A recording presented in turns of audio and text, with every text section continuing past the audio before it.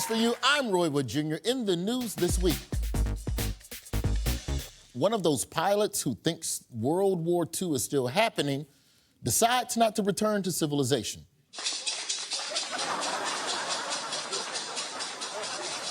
Scientists are asking, is it possible for fecal matter to become sentient, put on a suit, and go on TV? Yes. And finally, even though this is our last episode of the year, Have I Got News for You has a special message for viewers. A goodbye. We love you. We will be back in some form. That's right. Have I Got News for You is coming back for a second season in February. Thank you. Thank you to all the viewers out there. You're watching the show. You're sharing the clips. You're talking about us on the internet, telling all the people about the show. Thank you to my amazing team captains, Amber and Michael. Thank you to the two of you. Now, joining Michael, she's a writer and a performer on Late Night with Seth Meyers. I'm going to have her and Amber both call Seth at the same time and see who he answers first. It's Jenny Hagel, everybody.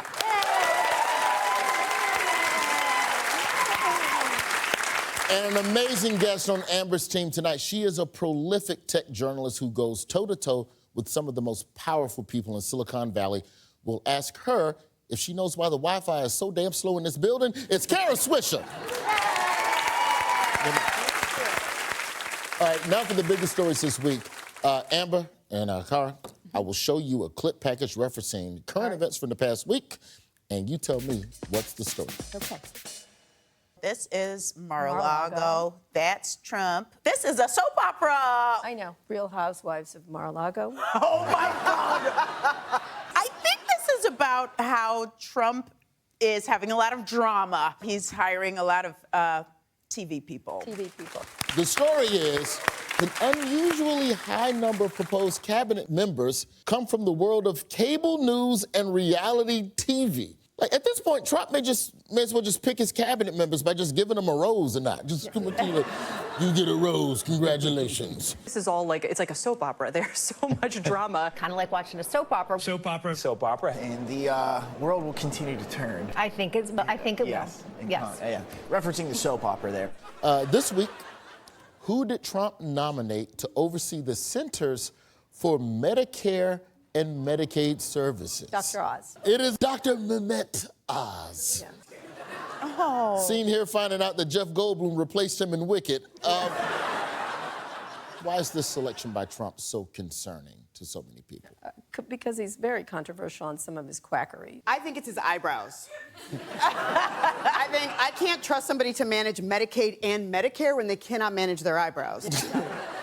But yes, it is his long history of promoting bogus medical advice. Most recently, Oz got called out for pushing hydrochloroquine. But not only that, all the while he was pushing the hydrochloroquine, he was owning over $500,000 in stock from the companies that make it. That's like if Paula Deen was in charge of diabetes medication.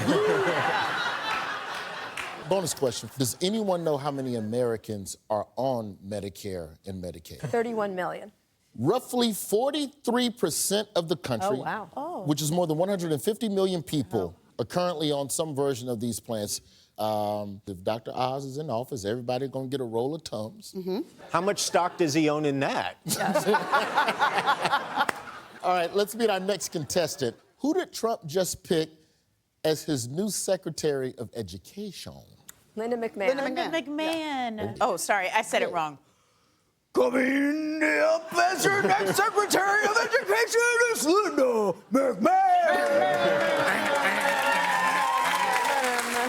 It is indeed Linda McMahon. Now, we know Linda McMahon as the co-founder of the WWE. Before you freak out, remember that Linda is first and foremost a mother. Here is our future Secretary of Education teaching her daughter a lesson. This is gonna hurt me a lot worse than it hurts you. Get her!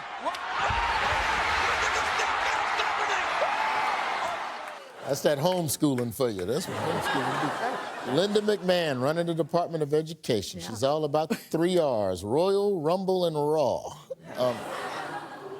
But every reality fan knows that a big cast means there's gonna be trouble in paradise sooner or later.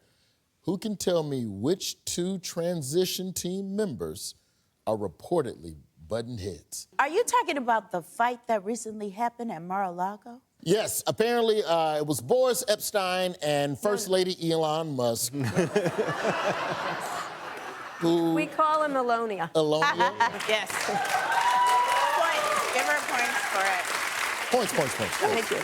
Boris Epstein and First Lady Alonia Musk, who apparently had a big public argument at Mar-a-Lago. At one point, during what sources described as a massive blow-up and a huge explosion, Musk accused Epstein of leaking details on Trump's transition. Loose lips might not be the only thing creating tension between Elon and Boris.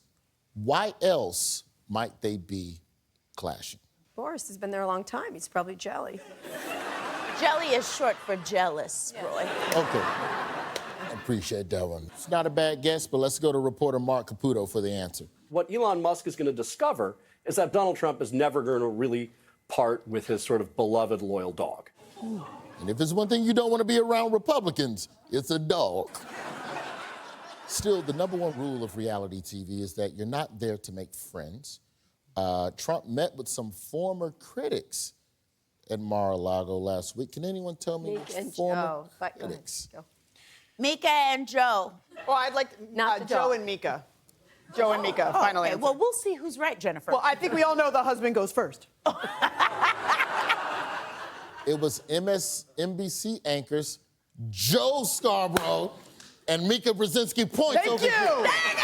Mika and Joe said it was time for a new approach in covering Trump. Question, why would the Morning Joe host meet with a man who at different points has called them Psycho Joe and dumb as a rock Mika?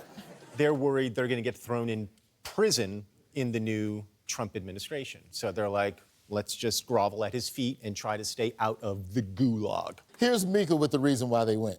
For those asking why we would go speak to the president-elect during such fraught times, especially between us, I guess I would ask back, why wouldn't we? Because you said he's a fucking fascist, that's why. You don't go hang out with the fascist. You're like, you're a fascist, and I'm not going to your house. There are so few fascists' homes I attend. On a more serious note, did you notice that Mika and Joe are now dressing identically? Oh, I love that. That's sweet, right? Or they're practicing for prison. You're like a sniper. You just I am. Can I make one quick observation? Yeah. Do you know there's 3 lesbians on this panel? Am I one of them? No. You dress like one. Okay.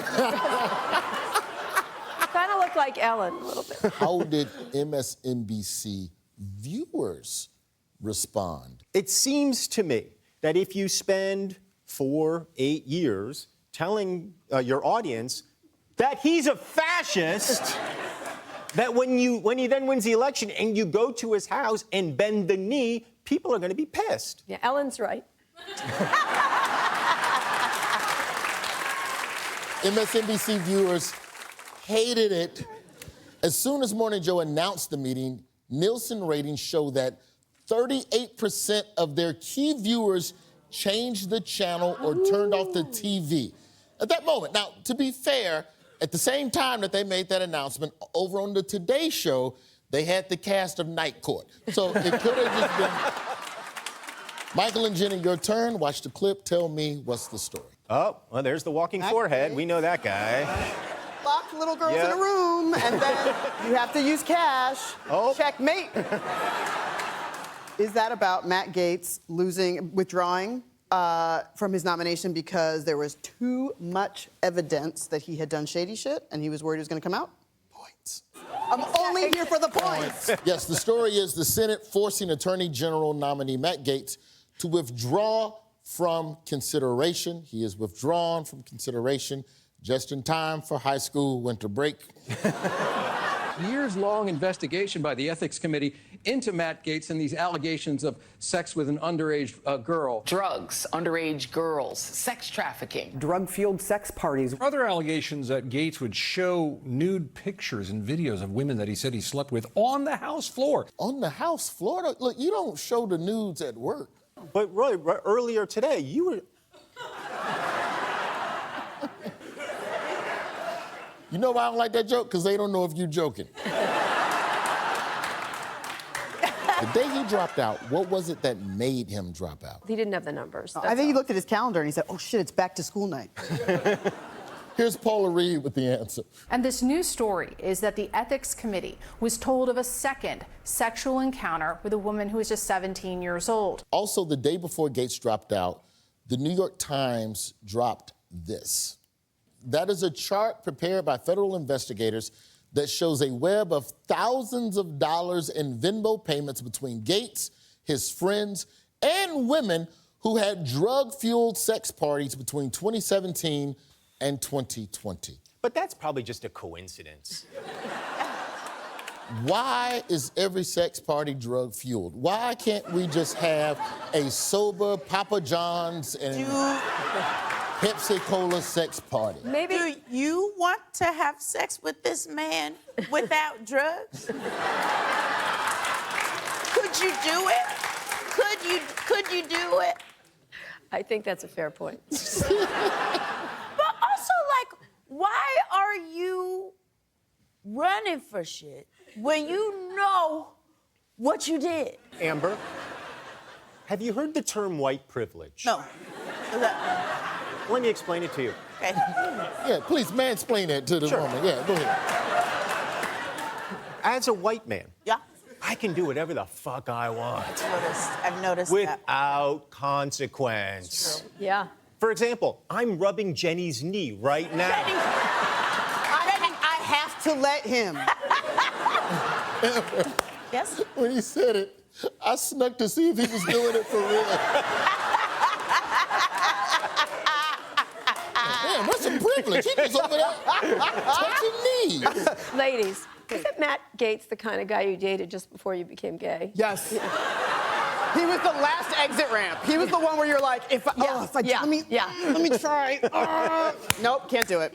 You know, he made you gay. He somehow looks like Tammy Faye Baker and her husband. At the same time. The morning he withdrew, Trump called Gates on the phone.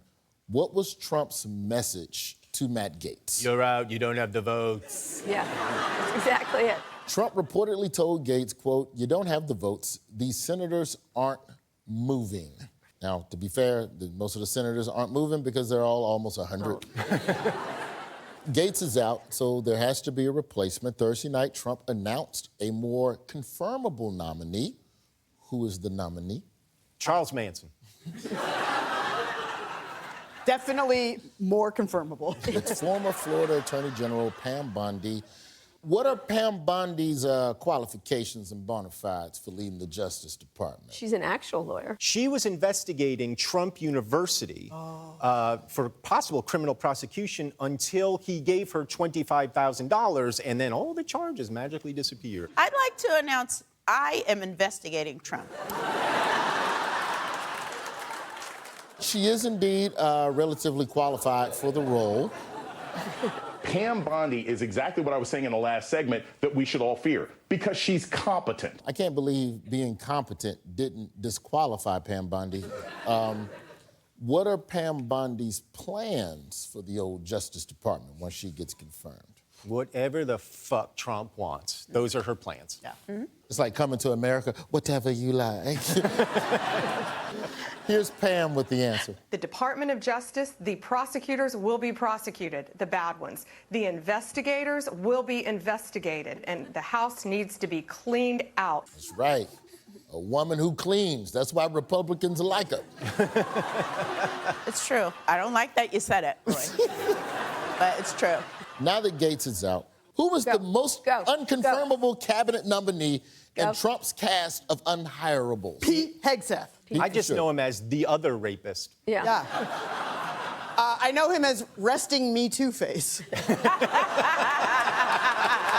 It is Secretary of Defense nominee Pete Hegseth. That picture, he looked like he just airdropped a dick pic to somebody in the room. We learned old Pete thinks that troops charged with war crimes are heroes.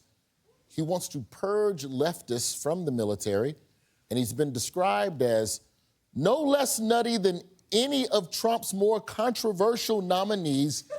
And we also learned this.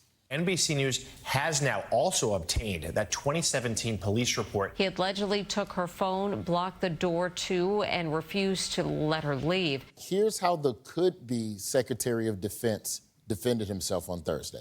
Did you sexually assault a woman in Monterey, California? I have, as far as the media is concerned, I'll keep this very simple. The matter was fully investigated, and I was completely cleared. Now, by completely cleared, Pete Hegseth means he paid her to settle the case out of court in 2023. What is Trump's transition team skipping that might have helped them avoid this mess? Google? According to reports, the Trump transition team is skipping FBI background checks for controversial cabinet picks. Yes, I guess they already know about the skeletons in RFK Jr.'s closet. They don't want to discover no more skeletons. You know well, but it was easier because for RFK Jr. it was actual skeletons. The whale bone. Big old whale skeleton. 2 cat teeth. Like, what are these? Why does Trump want these historically bad cabinet picks to run his next administration? They're not qualified to run it. They're qualified to break it.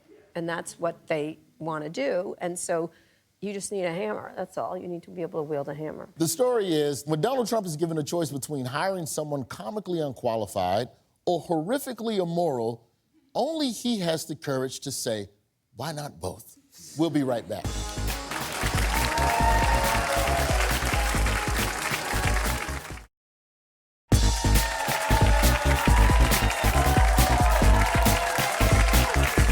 Welcome back. It's time for Lie Curious. The rules are simple. They give you 3 biographical details about a public figure, but only one is true. You have to guess which one is the truth and which are dirty, filthy, funky, nasty lies. Let's get started. Time now for 3 facts about Charles Barkley. Our facts are... Oh. Could you have found... That's the picture you picked of Charles Barkley? That's from this week at a golf tournament. All right, but there's a million pictures of Charles Barkley where he's not profusely sweating. Also, or lactating. It's unclear. 3 facts about Charles Barkley. He named his daughter after a shopping mall. He appeared in an episode of Babylon 5. He was an early investor in Go-Gurt. Which one is the truth? I would like to go with number 1. He named his child after a shopping mall. I want to say Go-Gurt. I want to say Go-Gurt too, because I think Go-Gurt is it's innovating. It's like a disruptor, and I think Charles Barkley knows an opportunity when he sees one. I mean, like, I'm sorry, yogurt was sedentary. And then they said, what if you did it while you go? Jenny. What? Are you invested in Go-Gurt? What's it gonna take to get you all in a Go-Gurt today? Charles Barkley named his daughter after a shopping mall. 100%. I didn't think so. And no, her name is not Mall of America Ferrera. It's Christiana.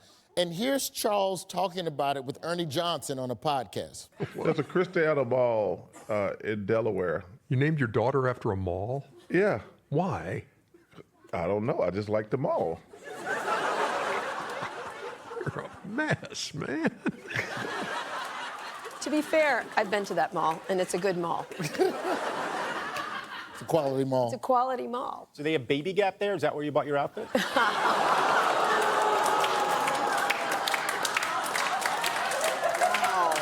Let's not get personal. What? I've been taking incoming fire all night. You guys, we got to give it to Eleanor Roosevelt.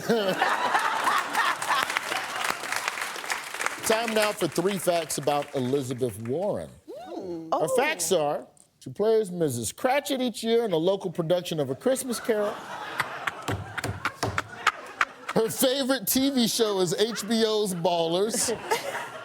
She doesn't believe in keychains and prefers to keep her keys loose. Which one is the truth? I don't know, but I love the phrase, she likes loose keys. We have to go with that just because I think about loose keys.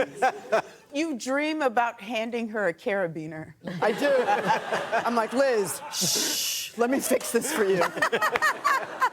What you all think is the truth about? We think her favorite TV show is Ballers. Okay. We're going with loose keys. We just like the phrase. Senator Elizabeth Warren's favorite television show is HBO's Ballers.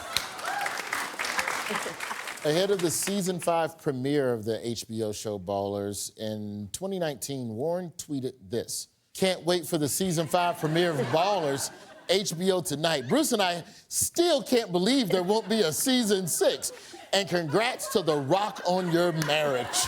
She really does love Ballers. Yeah. Time for 3 facts about Jake Paul. Our facts are: he has a tattoo of an Emily Dickinson poem. He once spent the night in a White House bathroom. He's the official sponsor of Diapers, a diaper for gamers. Which one is the truth? Oh, I think he has a tattoo of an Emily Dickinson poem. It's what a stupid man would do as a tattoo. Oh, I'll take it. Stupid white man. We would like to go with number 1, please, Roy. Spent the night in a White House bathroom. Plausible. Maybe a little too plausible? No, I feel like I would hope the security would be better than like some at dude Olive just- Garden. Because there's no way you're getting away with that at Olive Garden. I love the idea of the diaper for gamers, and it does seem like Jake Paul would absolutely take money to sponsor that. We're going to go with diapers. Jake Paul once spent the night in a White House bathroom. Bonus question: why was Jake Paul in the news recently? Because he almost killed an old man. Did he though? Or did that old man spare that young boy in exchange for $20 million? Jake Paul technically defeated Mike Tyson in what was technically a boxing match. Bonus points: a lot of fans were shocked by something that happened pre-fight. Tyson revealed something in an interview with his son. Tyson was being interviewed by his son Amir. What did Tyson reveal in the pre-fight interview? Y'all, he showed his whole butt, both cheeks. He's wearing a, I don't know, man thong, jockstrap, and both cheeks are just out. And it's meaty. Let's have a look at that meat. What's your prediction? Vicious win. Vicious win. Thank you, Dad. Love you. Love you too.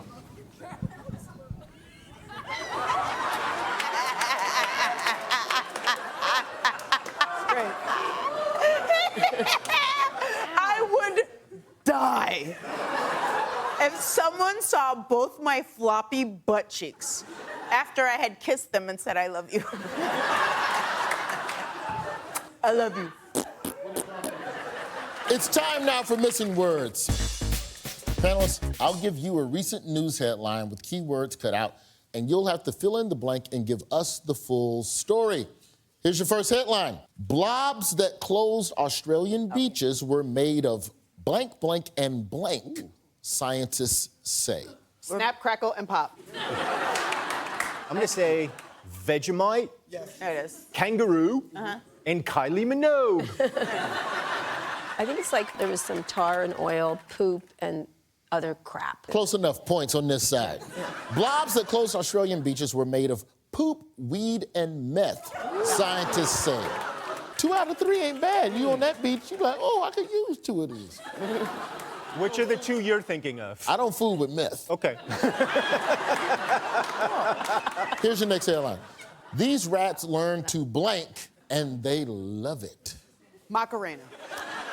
They had little cars. I saw it on the news. They drove in little cars. Over here. How do you know everything? Because I'm far smarter than you. These rats learn to drive, and they love it. Neuroscientists in Virginia are studying how rodents acquire new skills and found that rats were steering with surprising precision to reach a Fruit Loop treat. You ever been so hungry you the first person in your species to drive a car? It's kind of amazing what rats can do. They're like very clever, especially smart. New York rats. They're particular. Well, them New York rats now, hang on, that's organized crime. That's different.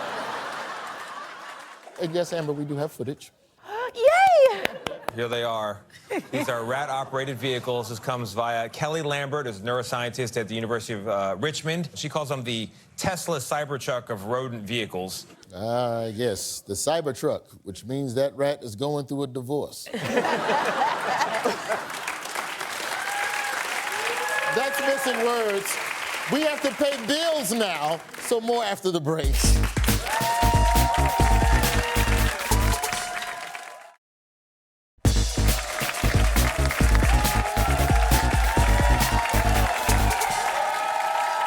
Welcome back. It's time now for the offendometer. We'll fire up the offendometer, and teams have to tell us who's the offender, what they did, and who they offended. Let's begin. Oh, no. Pikachu. Yes. Pikachu offended somebody? Oh, yes. Who was it, Kara? I have no idea. Oh, yeah, you're so smart. You know everything. Who was it, Kara? Pikachu offended privacy advocates this week when it came out that players of the popular mobile game Pokemon Go have been unwittingly training artificial intelligence. The game's developers are using Pokemon Go data to build something called a large geospatial model, which is trained on what real-world places look like and uses that data to guess what other places might look like. Yep. You're saying yep, but you didn't know the answer. No, but I'm saying they're taking all your data all the time. Because Pokemon Go is like, oh, look, I'm looking in the real world for the creatures, but I'm really just scanning the room. All of the tech companies, which have been stealing your information for decades now, are going to use everything you put in there for their training data, and then they're going to sell it back to you. But Instagram's fine, right? No, definitely not. It's my favorite. They can use those pictures for anything. That's fine. I look good. Let's see our next offender. Oh, Ben Collins. Former NBC journalist Ben Collins. Is he the guy that bought InfoWars? Is that who he offended? Yeah, he did. He offended Alex Jones. Double points. Look at you two getting along. Ben Collins offended conspiracy theorist Alex Jones when it was announced that he, as CEO of The Onion, won the assets of Jones' site InfoWars in an auction last week. To put that in perspective for older people, The Onion buying InfoWars is like if Mad Magazine bought Mein Kampf. Right. Does anyone know what Ben Collins is set to receive in the InfoWars auction? Nothing but beet supplements and snake oil and hydroxychloroquine, and maybe he even gets Dr. Oz. I don't know. Ben Collins and The Onion will soon control InfoWars' website, archive, mailing list, and production equipment and other assets. And they will also control the list of domains purchased by InfoWars over the years. And these domain names are extremely weird, which brings me to our next game. I'm gonna give you 3 domain names that are owned by InfoWars. 2 of them are real, 1 of them we made up. First up, ObamaSlave.net, CucksForSoros.com, or SucculentDinosaur.com. I'm going to say Cucks for Soros is the fake one. Succulent Dinosaur just seems right. Plus, I know because I tried to get that and it was already taken. We would like to go with Succulent Dinosaur, please. Answer. Cucks for Soros is the fake website. We did it. Also, I think that Succulent Dinosaur is something your mama say when Pierce Brosnan pop up on the TV. ObamaSlave.net doesn't scare y'all at all? Let's see your next offender. Hoda and Savannah have offended no one. They're perfect angels, and I love them every morning. Yes. Yes. This week, Hoda and Savannah both offended Today Show viewers when celebrity guests dropped some not safe for work content on the air. And so she said, fuck him, you're the one with the talent. Okay. You should not be allowed to curse on television. I will maintain that.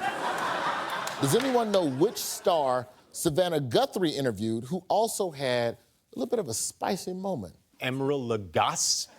I'll give you a hint. He's a succulent dinosaur. So whoever we're about to see, we know for a fact you think that they are succulent. No, I'm saying that somebody's aunt would consider them succulent. That is not what you said. It was Richard Gere. Richard Gere, good morning. What? But This you is just what I did. But that's sorry. But that's what I did in the piece. You just did an obscene gesture on this family morning show. Yeah. No, I'm bleeping you. I was on camera. Morning TV has lost control. I love it. Cher and Richard Gere should have taken some notes from these adorable Ewoks who were on the Today Show back in 2009.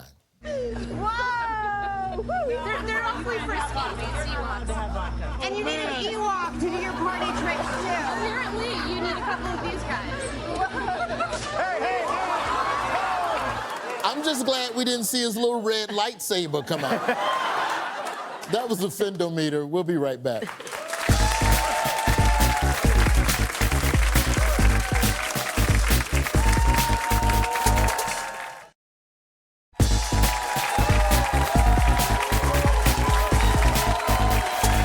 Welcome back.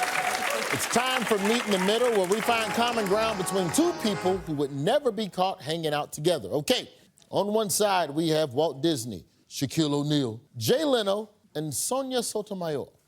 And on the other side, there's Bazooka Joe, OpenAI CEO Sam Altman, Sydney Sweeney, and Steve Carell. First up, Doom Raiders. Which two of these people are doomsday preppers? Well, Bazooka Joe for sure. No, Sam Altman.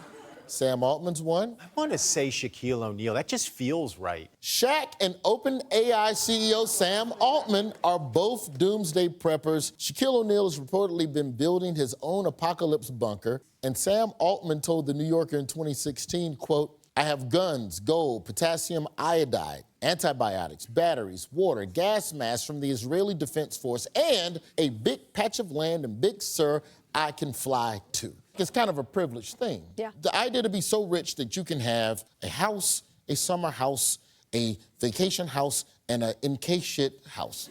I live in a New York apartment. I don't even have a hall closet. Also, like, if everything really goes down, I don't want to be here. Take me. Let the zombies take a bite. I'm done. I don't want it. We'll see what happens after inauguration in January. Yeah.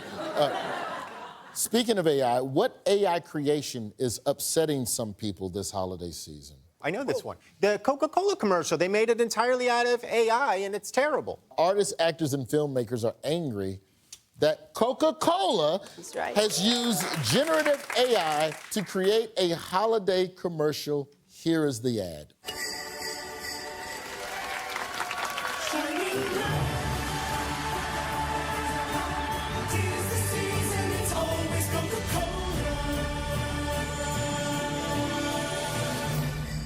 Why are we mad? Did we think the polar bears were real? They're supposed to have a person in it. They're going, Yeah. like, you're supposed to, that's what every soda commercial is supposed to be. My issue is that there wasn't no black people in there. The whole village dancing There around was a Christmas one tree. kind of guess the race skin person. Yeah. It's not. He was in the dark. Regular white. Next up, we've got valedictators. Which two of these people were the valedictorian of their high school? Sotomayor for sure. Definitely Yeah. Sotomayor. I want to go with the slightly offbeat choice. I feel like it was Sydney Sweeney. Because the obvious choice is Bazooka Joe. Yes. We are going to say Walt Disney and Steve Carell. Sydney Sweeney and Sotomayor. Whoa. Nice. Despite playing a party girl on Euphoria, Sweeney actually never went to a party, opting to study and then be on call for the inevitable 3 a.m. phone call from friends requesting a ride home. She volunteered to be Uber before Uber. And if Sydney Sweeney's the biggest nerd these kids know, what does that high school look like? All right, let's do Going Postal, but in a fun way. Which two of these people were mail carriers? Oh, Walt Disney and Steve Carell, obviously. Bazooka Joe, and then you just guess between those two. And then Jay Leno. Steve Carell and Walt Disney were both mail carriers. Man, do we suck at this. We suck at this. I know. Steve Carell and Walt Disney were both mail carriers, and that's the actual origins of that Disney ride, The Postman Bangs Your Wife. You remember that one at Epcot? That was... I do remember my wife went on a ride by herself, and I couldn't figure out why. Speaking of mail, last week, the Postal Service announced a new stamp. Does anyone know which beloved celebrity is getting their own stamp. Is it Betty White? Betty White is getting her own stamp. The Golden Girl and Mary Tyler Moore actress will get her own stamp in 2025. Here's how it will look. Good for Betty White, making her the first cast member of the 1999 hit Lake Placid to get her own stamp. That's all the time we have. So we didn't get to Jay Leno and Bazooka Joe, but both are comedians who have eye patches and should apologize to Monica Lewinsky for all the jokes they made about her in the 90s. Yes, sir. More after the break.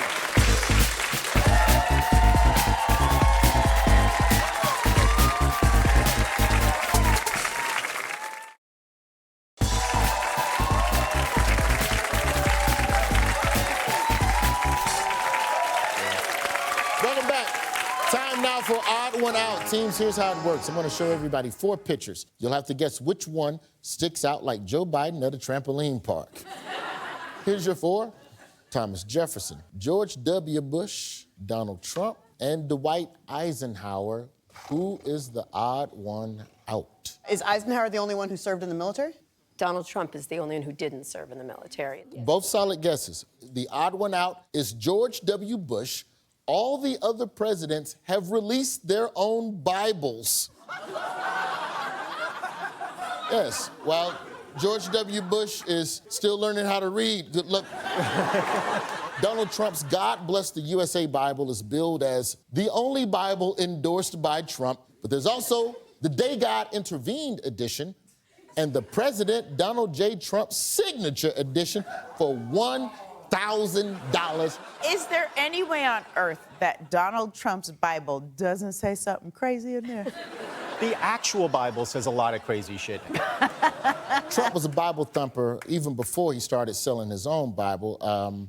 Let's watch this clip. You mentioned the Bible. You've been talking about how it's your favorite book. I'm wondering what 1 or 2 of your most favorite Bible verses are. What did Trump say are his favorite Bible verses? With great power comes great responsibility.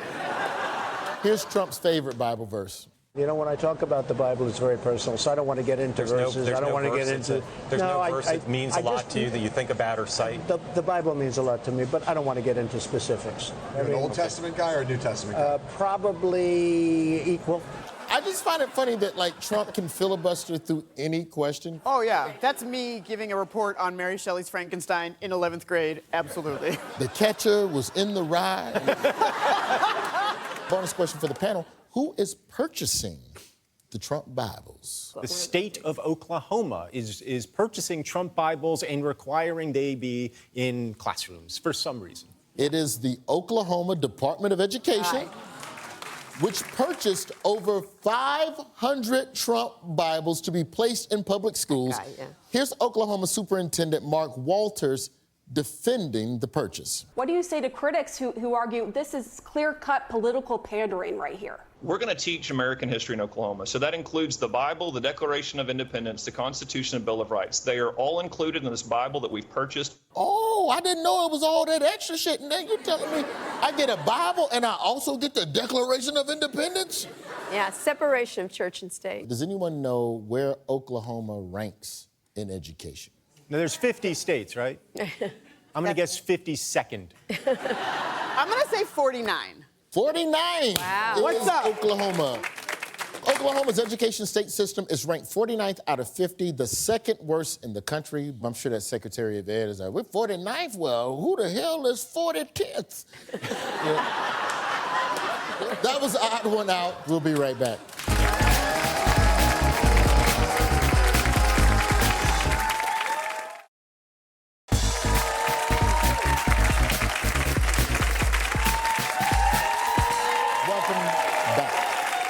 It's time to play Who Said It. I'll give you a quote, and you tell me if it came from someone who's in the news or from a character on Sex and the City. Here's the quote. My mother, she wanted me to be a nun. She thought that would be just perfect. Oh, wow. Who said it? Was it Charlotte or Nancy Pelosi? That's got to be Pelosi, right? Pelosi. She's big Catholic. She's got big nun energy. Yep. That's a quote from Nancy Pelosi, who posted a Throwback Thursday to Twitter in 2013 with the caption, quote, Mom helping me reach my goals in school. At first, she wanted me to be a nun, but I had different plans. I'm gonna grow up and crucify Joe Biden. Here's your next quote. I don't believe in the Republican Party or the Democratic Party. I just believe in parties. Oh, wow. Samantha or P. Diddy? Our team is going with Samantha. Then I'd like to go with Diddy. Let's go with Diddy. Sorry. No, can you cut that out? No, God, no. Please help me. The answer is Samantha Jones, thank God.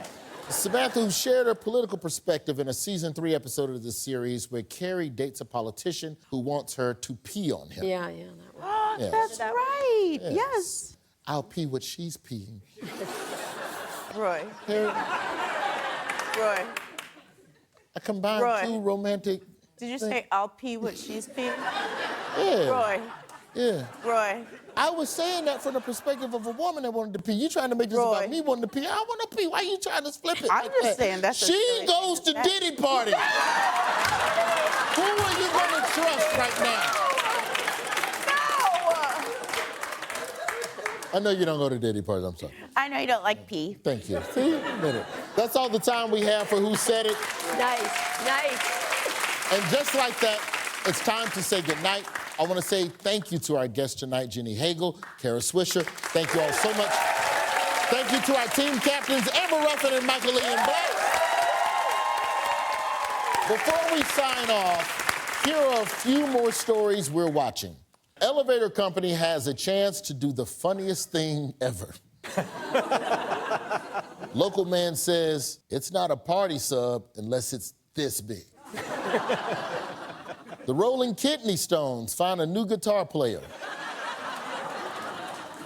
We can't wait to be back with you in February, so please hold off on any news until then. I'm Roy Wood Jr., and I'll see you next year for another episode of Have I Got News for You.